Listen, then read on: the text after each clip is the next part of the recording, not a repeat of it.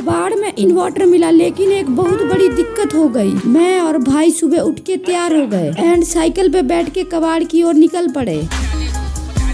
रास्ते में एक बहुत बड़ी फैक्ट्री मिली। इसका फ्रंट व्यू देखो। ऐसे देखते देखते हम लोग मार्केट तक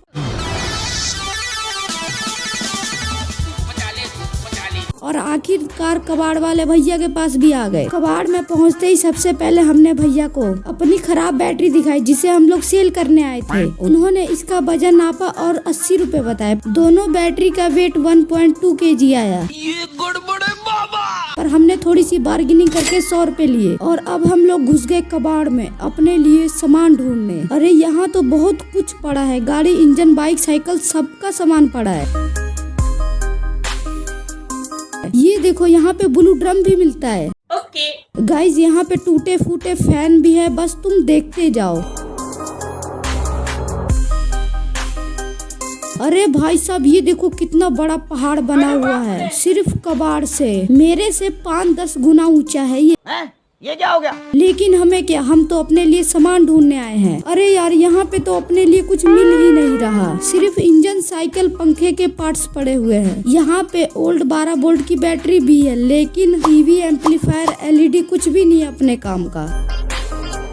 तभी मेरे को मिला ये इन्वर्टर। ये फुल ऑटोमेटिक लग रहा है और इसका वेट 10 kg से कम नहीं होने वाला। ये मुझे बहुत पसंद आ गया, इसलिए मुझे ये चाहिए था। लेकिन एक छोटी सी गलती की वजह से मुझे बहुत ज्यादा पछतावा हुआ। ये तुम्हें पता लग जाएगा क्यों। ये इन्वर्टर देखने के बाद मैं सीधा कबाड़ वाले भैया के पास गया और उनसे मैंने पूछा ये कितने का दोगे, और उन्होंने सीधा बोला नहीं बेचना। फिर मैंने बोला 400, 500, 600 कुछ तो कीमत होगी इसकी, लेकिन उन्होंने फिर से मना कर दिया। मैं खाली हाथ तो जाना नहीं चाहता था, इसलिए मैंने उनसे रिक्वेस्ट की, लेकिन वो फिर भी नहीं माने। आखिरकार जो नहीं सोचा था वही हुआ। उन्होंने हमें दुकान से बाहर जाने को कह दिया, लेकिन ट्विस्ट यही पे था। जब मैं 10-15 दिन बाद दोबारा गया तो उन्होंने क्या बोला पता है? उन्होंने बोला वो इन्वर्टर आगे चले गया, मतलब किस पास गया होगा। पता नहीं ये लोग किस बात के घमंड में रहते हैं। इनका क्या ही चले जाता अगर मेरे को बेच देते। लेकिन तुम तो एक चीज कर सकते हो, इस वीडियो को लाइक करके मेरे चैनल को सब्सक्राइब कर दो, जिससे मेरा दुख थोड़ा कम हो सके।